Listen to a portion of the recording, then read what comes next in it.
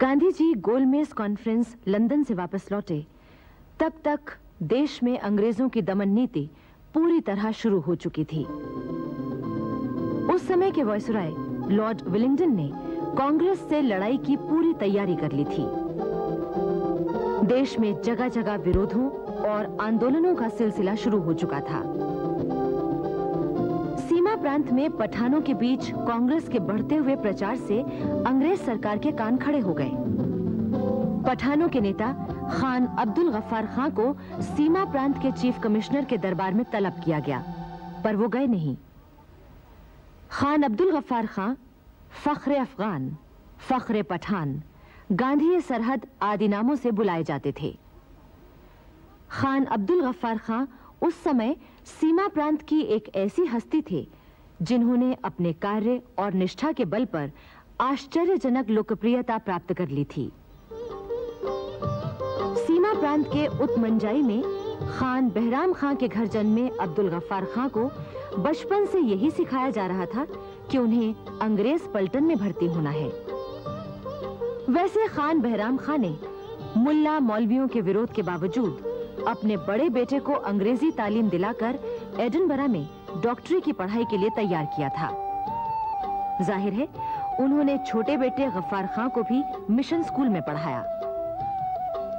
युवा अब्दुल गफ्फार खां अभी अंग्रेजों की पलटन में अफसर बनने का सपना ही देख रहे थे कि एक दिन वो घटना घटी जिसने उनके जीवन की धारा बदल दी। युवा गफ्फार अपने एक दोस्त के साथ किस्सा कहानी बाजार में खड़े थे। गफ्फार का वो दोस्त अंग्रेजों की घुड़सवार टुकड़ी में अफसर था। तभी एक अंग्रेज फौजी वहां आया। उसने आते ही गफ्फार के दोस्त को फटकार लगाई। तो तुम भी अंग्रेज बनना चाहते हो? कारण ये था कि गफ्फार का वो दोस्त नंगे सिर था और उसने अंग्रेजों जैसे बाल संवार रखे थे। अंग्रेज अफसर की डांट सुनकर गफ्फार के दोस्त का चेहरा पीला पड़ गया। बस अपमान का घूंट पीकर रह गया। किंतु गफ्फार का दिल विद्रोह कर उठा। आखिर इन अंग्रेजों ने हमें समझ कर रखा है। फिर तो खान अब्दुल गफ्फार खां के जीवन की राह ही बदल गई। उन्होंने सरहदी सूबे में शिक्षा का प्रचार किया, हिजरत आंदोलन में शिरकत की, पख्तून पत्र का प्रकाशन शुरू किया, रॉलेट एक्ट और जलियांवाला हत्याकांड का विरोध किया। उन्होंने खुदाई खिदमतगारों का एक ऐसा संगठन तैयार किया जो गांधी जी की अहिंसा और उनके रचनात्मक कार्यक्रमों को मानता था। खान अब्दुल गफ्फार खां हिंदुस्तान की आजादी के ढांचे के अंदर अपने सीमा प्रांतीय लोगों के लिए भी आजादी चाहते थे। इसके लिए उन्होंने गांधी जी के बताए रास्ते को चुना था। नेहरू जी ने ठीक ही लिखा है। यह ताज्जुब की बात है कि इस पठान ने अहिंसा को हम में से कई लोगों की तुलना में कहीं ज्यादा कैसे मान लिया था। उनकी प्रेरणा से सीमा प्रांत के बहादुर पठानों ने अपने आप पर काबू और जब्त रखने की जो मिसाल पेश की थी वो विलक्षण थी। देश के दूसरे हिस्सों में अंग्रेज शासक किसानों पर जुल्म कर रहे थे और उनसे कहीं ज्यादा लगान वसूल कर रहे थे। इस कारण जगह जगह किसान आंदोलन भड़क उठा था। संयुक्त प्रांत में जवाहरलाल नेहरू, शेरवानी और पुरुषोत्तम दास टंडन किसानों की समस्याओं को लेकर आंदोलन चला रहे थे। पुरुषोत्तम दास टंडन विद्यार्थी जीवन से ही देशभक्ति की धारा में शामिल हो गए थे। सन 1899 में कांग्रेस के लखनऊ अधिवेशन में उन्होंने स्वयं सेवक का काम किया था। फिर 1906 में कांग्रेस के कलकत्ता अधिवेशन में प्रतिनिधि के रूप में शामिल हुए थे। महात्मा गांधी के सच्चे अनुयायी होने के कारण टंडन जी का कार्यक्षेत्र केवल राजनीति ही नहीं था, वो सामाजिक और साहित्यिक कार्यों में भी गहरी दिलचस्पी रखते थे। सन 1918 में उन्होंने प्रयाग में हिंदी विद्यापीठ की स्थापना की थी। इलाहाबाद से प्रकाशित अभ्युदय पत्र के अवैतनिक संपादक भी रहे। सन 1930 में उन्होंने केंद्रीय किसान संघ की स्थापना की। किसानों की हालत उन दिनों इतनी खराब थी कि वो लगान की कम से कम राशि देने में भी असमर्थ थे। नेहरू जी के साथ जब टंडन जी ने किसान आंदोलन को तेजी से बढ़ाया तो उन्हें गिरफ्तार कर लिया गया।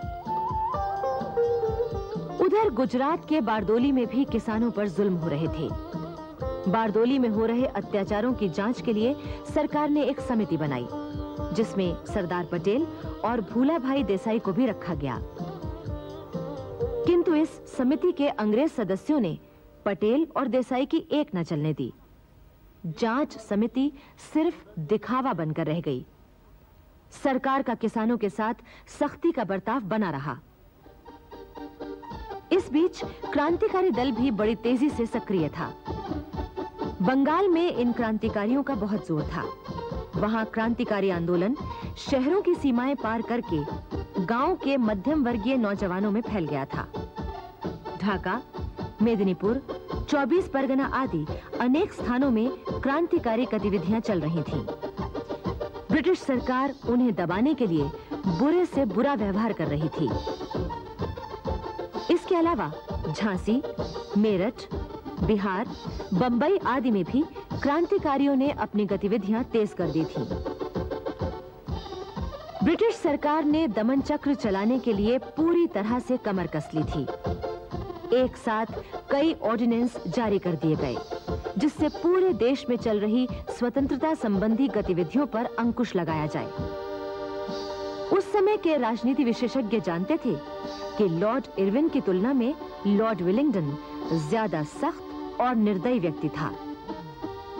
लंदन का गोलमेज सम्मेलन सिर्फ दिखावा है, ये वो अच्छी तरह से जानता था।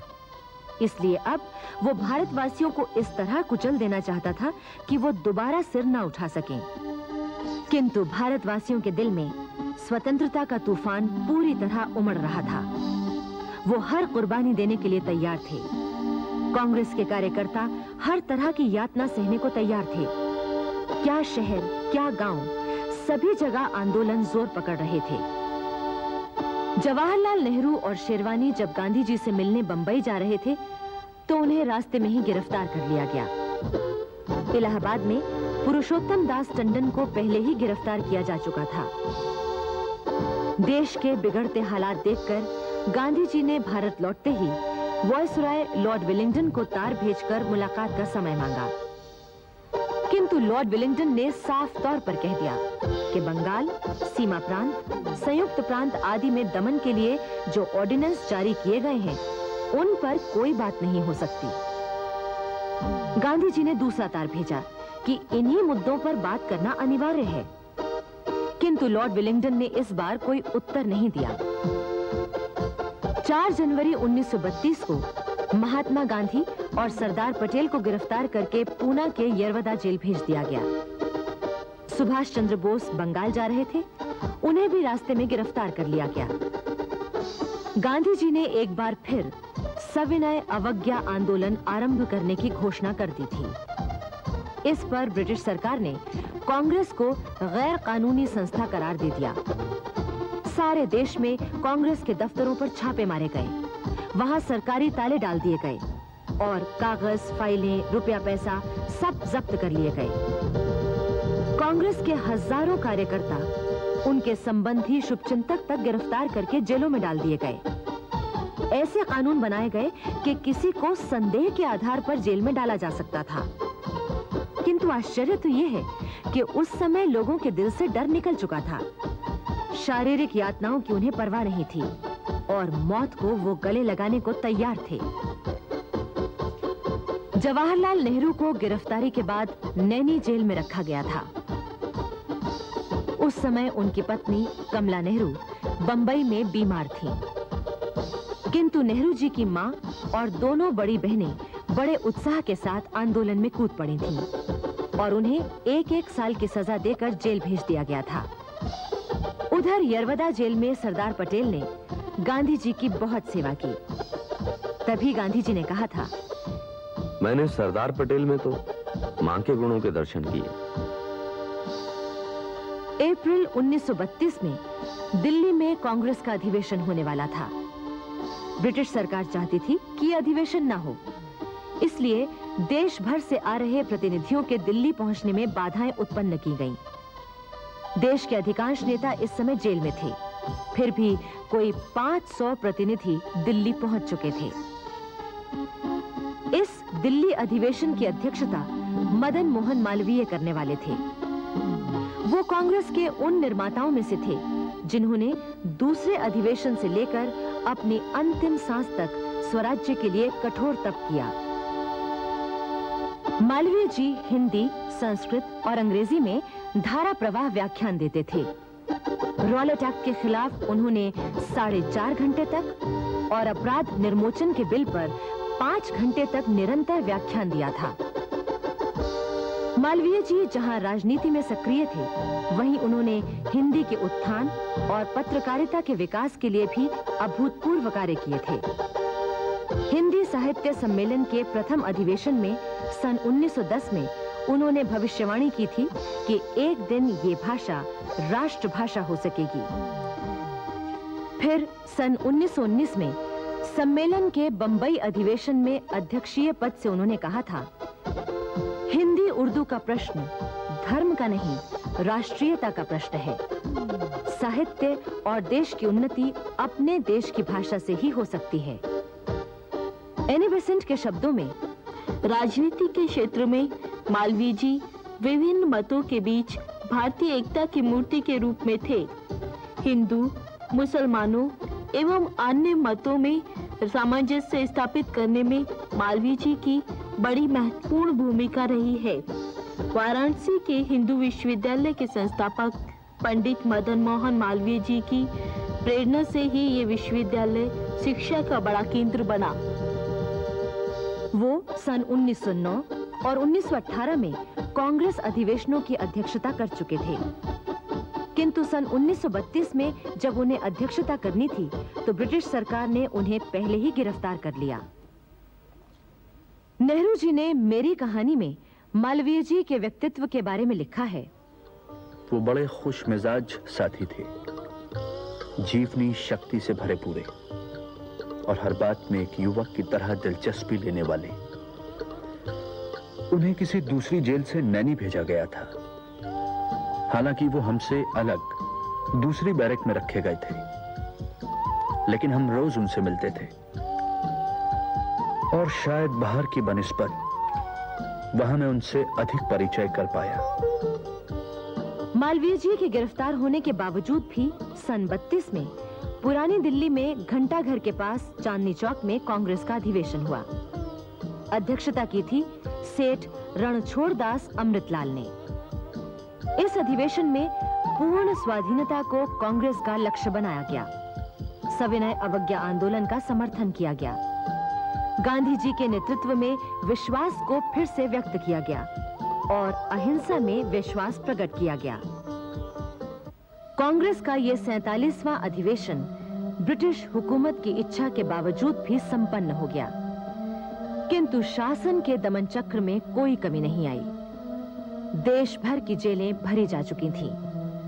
80,000 से भी कहीं ज्यादा लोग गिरफ्तार किए जा चुके थे। लॉर्ड विलिंगडन ने तमाम समझौतों, बातचीत के मुद्दों और कांग्रेस से ब्रिटिश हुकूमत की समझदारी को ताक पर रखकर कांग्रेस को मिटा देने का फैसला कर लिया था।